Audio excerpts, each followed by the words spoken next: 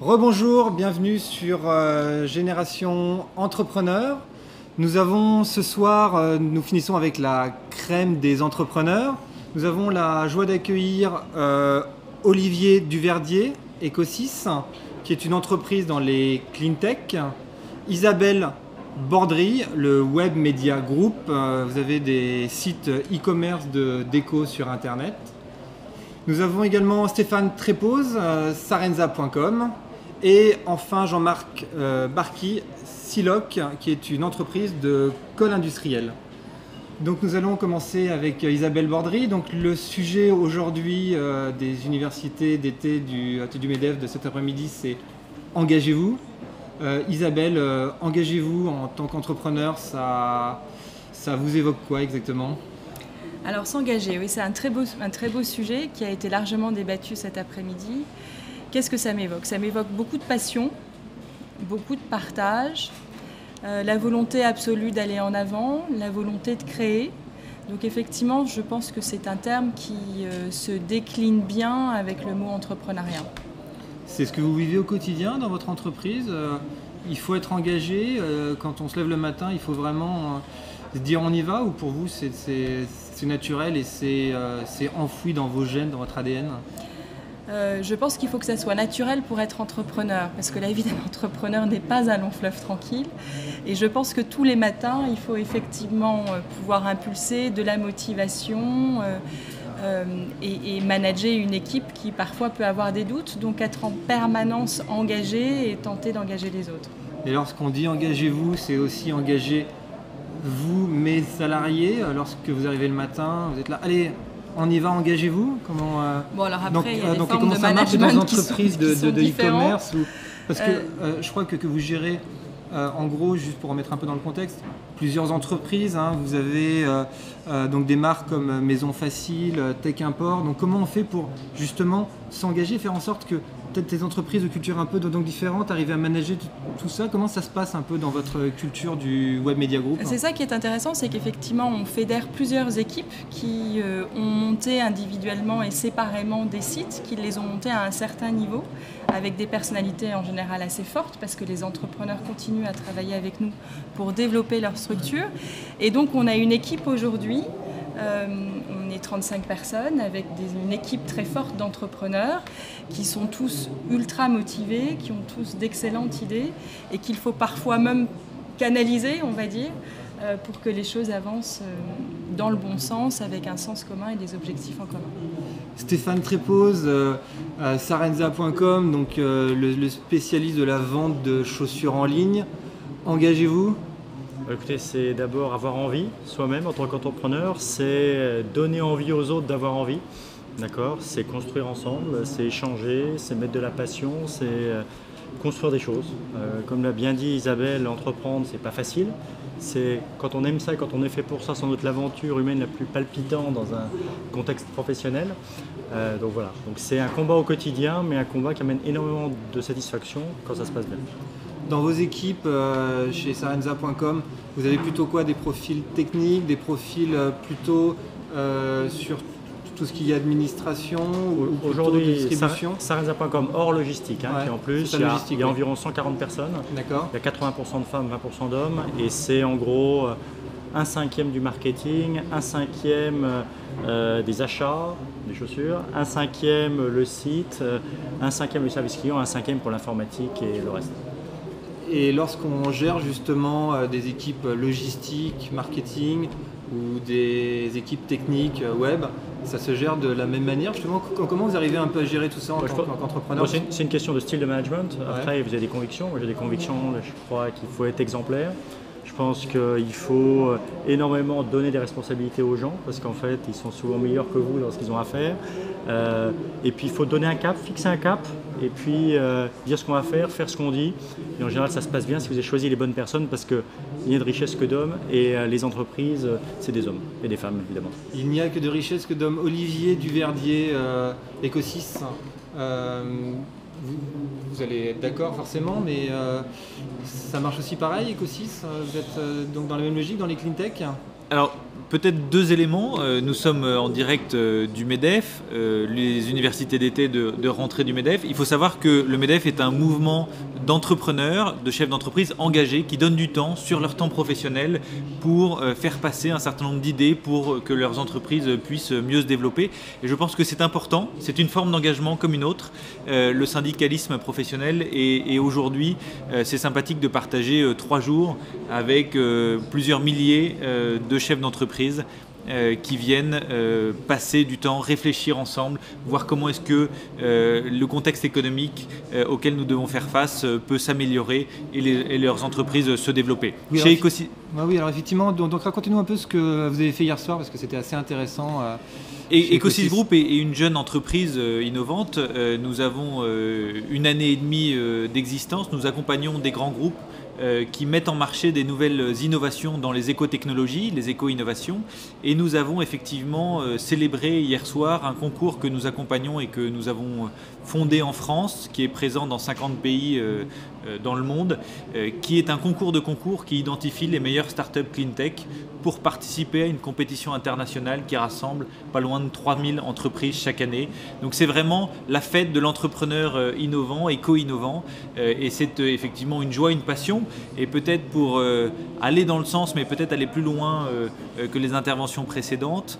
C'est une joie d'être entrepreneur, c'est une liberté extraordinaire, et c'est probablement beaucoup plus facile parce que nous sommes plus libres que des salariés dans des entreprises. Nous pouvons poser des choix peut-être plus facilement. Donc l'énergie vient naturellement le matin quand nous nous levons. Jean-Marc Barqui, Siloc, alors ça colle? Ça colle avec passion. Avec passion. Parce que moi, je trouve que c'est la passion qui nous anime. Il faut être passionné par ce qu'on fait, il faut avoir envie, il faut croire à ce qu'on fait.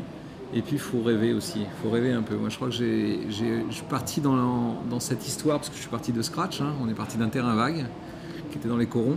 Donc dans les anecdotes, c'est au moment où la construction de l'usine, eh ben, on a une rupture de chantier parce qu'on est tombé dans les caves des anciennes maisons. Et là, il y a une grande émotion. Moi j'ai toujours des trémolos dans la bouche parce que je me dis finalement, j'étais là où les anciens mineurs... finalement se reposaient quelques heures avant de repartir et il n'y a pas d'excès d'émotion là-dedans, c'est juste la réalité de la vie, c'est la réalité du terrain du Nord et ça c'est important, ça fait partie des choses qui font qu'on a envie de se lever le matin et puis de pouvoir accompagner une région qui était en pleine mutation. Moi j'ai fait ça, j'avais 29 ans. Fallait être un petit peu volontaire. J'étais dans ma famille, on n'avait pas d'industriel, donc j'avais envie de construire quelque chose. Et ceci dit, je rends hommage à ma famille aussi qui m'a porté, à mon épouse qui m'a porté aussi là-dessus. Donc on fait rien tout seul. Je pense qu'on fait rien tout seul. Il faut toujours un accompagnement et je pense que la famille a une notion importante là-dedans.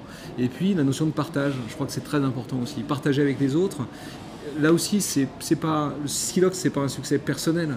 Forcément, on porte quelque chose parce qu'on est avant tout un chef d'entreprise, un entrepreneur, donc les lumières vont sur nous.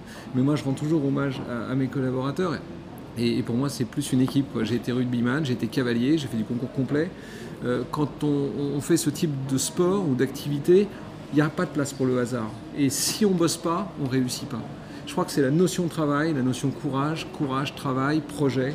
Et ça, je pense que c'est, si j'avais envie de faire partager quelque chose à quelqu'un ou à un ensemble de jeunes, ce qu'on fait dans le Nord, dans les universités, c'est ce que je leur dis. Si vous êtes passionné, vous croyez à ce que vous faites, après on peut soulever des montagnes. Ça n'empêche pas les accidents, ça n'empêche pas de dévisser, on met un piton, on dégringole, mais on remonte. Ce qu'il faut, c'est pas descendre jusqu'en bas. Donc vous pensez après, vraiment la grâce que, de Dieu. même avec des ambitions nationales, internationales, on peut rester fidèle à ses engagements locaux, régionaux, et on peut, aujourd'hui, en France, un entrepreneur peut réussir dans sa région sans avoir forcément à délocaliser ou à partir ailleurs? Alors après, il faut avoir des convictions. Moi j'ai des convictions et un engagement social, ça c'est un autre débat. J'aurais très bien pu faire le choix d'aller m'installer en Pologne. C'est un débat aussi qui nous intéresse, hein, justement. En fait, pendant pas mal d'années, on aurait pu gagner beaucoup plus d'argent et Siloc aurait pu être bien plus riche, et moi avec, si j'avais décidé d'aller faire travailler d'autres personnes ailleurs. Donc on a fait un autre choix avec nos partenaires anglais, puisque une autre particularité de l'entreprise, c'est qu'on a ouvert le capital aussi à l'extérieur. Moi, j'ai pas une entreprise pour mon nombril, c'est pas ça qui m'intéresse. Et ensuite, on s'est associé à deux pour acheter une entreprise en Pologne, une petite structure, qui était spécialisée dans une niche, mais pas pour aller fabriquer pas cher, parce qu'on cherchait un produit spécifique. Et nous, ce qui nous intéresse, c'est de répondre à une demande de nos clients et des utilisateurs. Et je pense que là aussi, il y a de la place pour tout le monde. Le marché d'école, j'ai présidé la fédération pendant 4 ans, c'est long. Pour un entrepreneur, c'est beaucoup de temps. Cette fédération, elle faisait 15 milliards d'euros de chiffre d'affaires, 70 000 salariés, 700 watts. Pour la fédération d'école. D'accord. Et nous, on faisait à peine 10 millions. Donc c'est vachement intéressant parce que ça fait mûrir, ça fait grandir. Et on se rend compte que finalement, entre un Henkel qui fait 7 milliards et un Siloc qui fait 12 millions ou 10 millions, finalement, il n'y a pas d'écart. C'est des hommes, des femmes, des projets, des avancées dans la vie. Il ne faut pas avoir de complexe. Et je pense que tu l'as très bien dit, pour le MEDEF, c'est aussi ça un peu la magie de cette organisation, et c'est peu connu finalement, où il y a tant de petites entreprises et des grosses entreprises, et ça cohabite pas si mal que ça. Et je rends hommage à ce qui s'est passé pendant ces dernières années, parce que finalement il y a quand même une grande évolution, même si je le dis parce qu'on est sur MEDEF TV, c'est pas encore suffisant, mais bon, j'ai de l'espoir. Vous avez quoi comme accompagnement local de la région? Vous êtes proche donc du MEDEF régional ou d'autres organisations? Alors, on est avant tout MEDEF Artois, et avant d'être MEDEF Artois, on est avant tout notre organisation professionnelle qui est la FIPEC, et c'est la FIPEC qui nous permet aussi de nous bagarrer sur les problèmes notamment d'environnement, le réglementaire, le technique et réglementaire légal, puisque nous dans l'industrie on souffre de ça aujourd'hui, de manière pédagogique, expliquer aux élus, et notamment aux Européens, au Parlement ou aux commissions ou aux commissaires, pourquoi est-ce qu'il faut faire attention quand on passe telle ou telle loi, parce qu'il peut y avoir, ou telle directive, parce qu'il peut y avoir des conséquences dramatiques, y compris chez les petits. Et donc les petits souffrent de ça, il faut faire attention. Isabelle Bordry, j'aimerais juste rebondir un peu sur cette empreinte régionale, parce que j'ai l'impression que le Web Media Group, au contraire, pour vous, c'est de ne pas avoir d'attache, c'est de reprendre des entreprises qui peuvent être des entreprises internationales, qui achètent en Chine. Pour vous, il y a des empreintes importantes. Au contraire, maintenant, il faut être complètement globalisé. Je pense que c'est un savant mélange des deux, et notamment lorsqu'on est sur Internet. Parce que quand on est sur Internet, on est forcément un peu tourné plus vers l'international que lorsqu'on est une industrie très localisée. Nous avons une entreprise, par exemple, qui est basée à Toulouse. Donc, on a Maison Facile, maisonfacile.com. Toute l'équipe est à Toulouse. Le Amateur de Design est une équipe qui était basée à Paris. Tech Import était plus international, puisqu'il y a une partie de l'équipe à Paris, mais aussi on a une partie effectivement de l'équipe qui avait été développée en offshore. L'idée, c'est effectivement de respecter ses convictions, de faire grandir les hommes au mieux. Et les mots que vous avez évoqués tout à l'heure, que sont liberté, courage, sont des mots importants dans la vie de tous les jours d'un entrepreneur.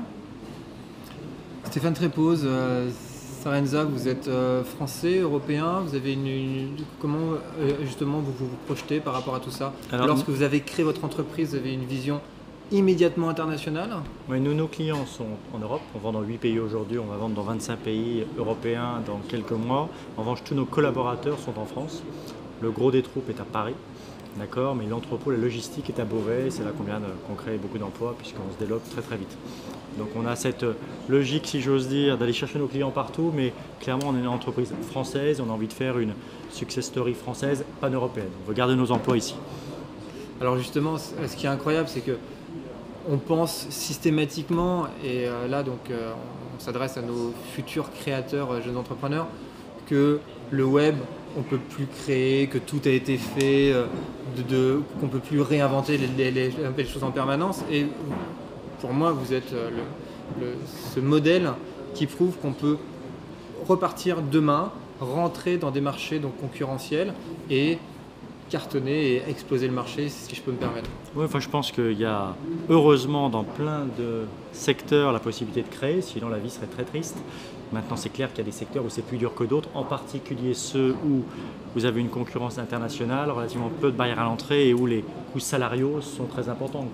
Quand vous promenez beaucoup et que vous allez en Chine ou en Inde, c'est très simple, un Chinois ou un Indien, en salaire, ça coûte 100 € par mois. C'est facile, c'est un dixième du SMIC français. Donc, dans des métiers où cette composante main-d'œuvre est extrêmement importante, si le produit ou le service est transportable assez facilement, la France n'a plus vraiment d'opportunités. Enfin, ça devient très compliqué. En revanche, dans les services de proximité ou dans des secteurs où cette composante de main-d'œuvre est minoritaire par rapport à d'autres aspects de la chaîne de valeur, ben là, la France va se battre et elle a intérêt à se battre parce qu'on a envie de défendre notre beau pays et de défendre l'Europe.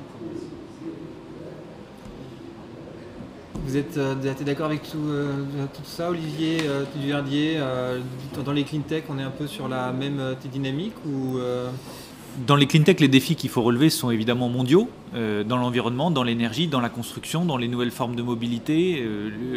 Ce sont vraiment des défis mondiaux auxquels il faut répondre, avec une capacité qu'ont les groupes industriels français d'être parmi les leaders dans l'énergie, encore une fois, dans le transport, dans la mobilité. Nous avons la chance d'accompagner du coup ces clients qui déclinent ces innovations à la fois sur le territoire français, mais également à l'international.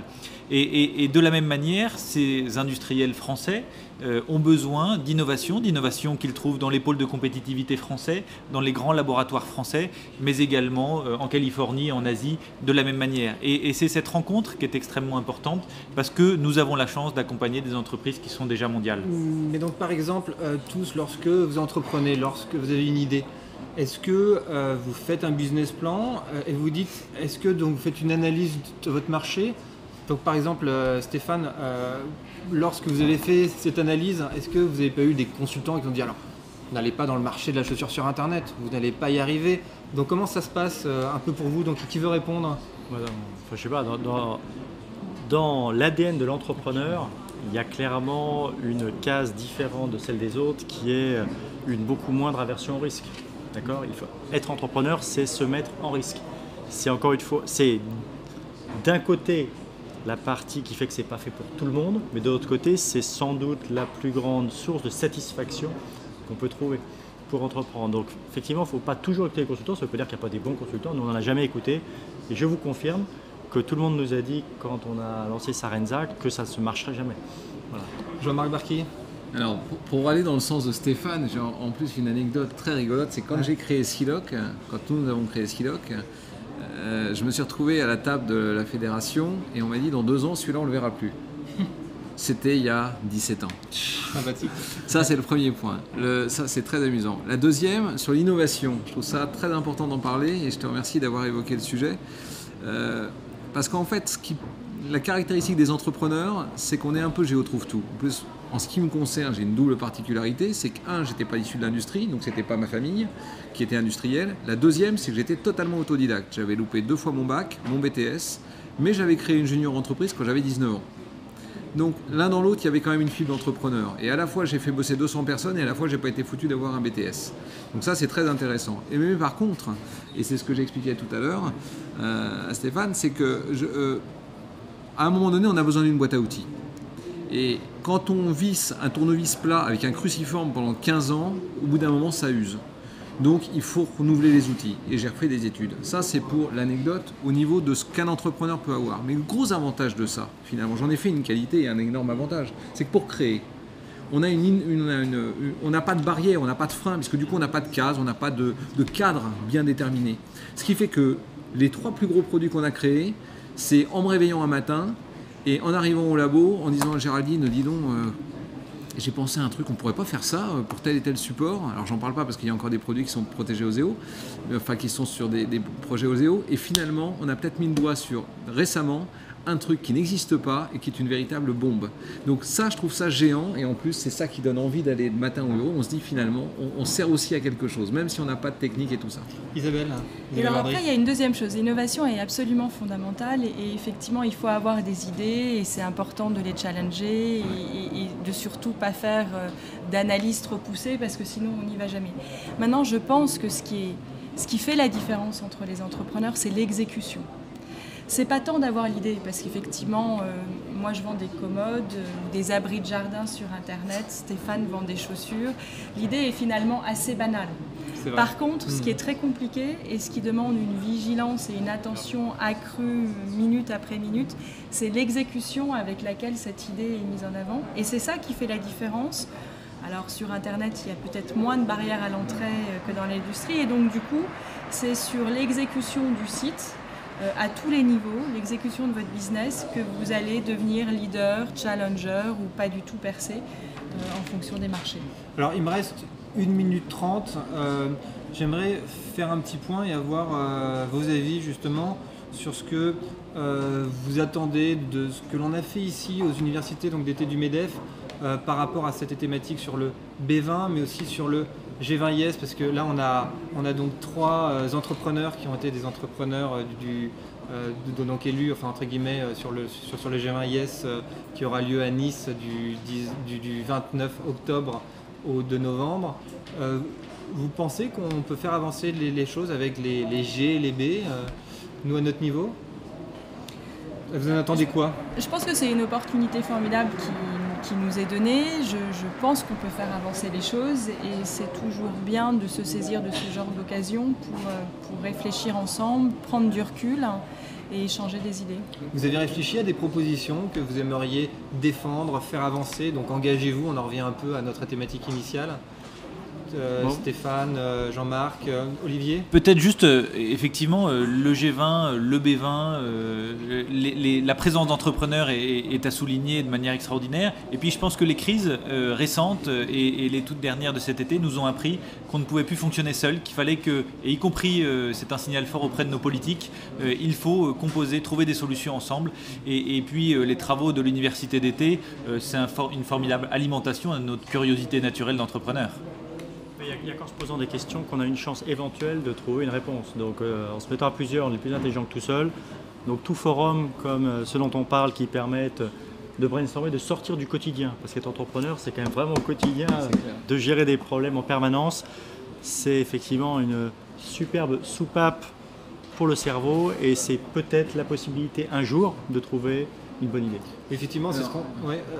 Jean-Marc, allez-y. Oui. Donc moi, ce que j'en attends, c'est de pouvoir éclairer, qu'on puisse éclairer le monde, et c'est pas une ambition petite, sur le poids des matières premières. Parce que l'on soit sur des produits qu'on vende sur Internet, ou que l'on soit sur des produits qu'on fabrique localement, ou que l'on soit sur n'importe quel produit manufacturé, le poids des matières premières est de plus en plus important.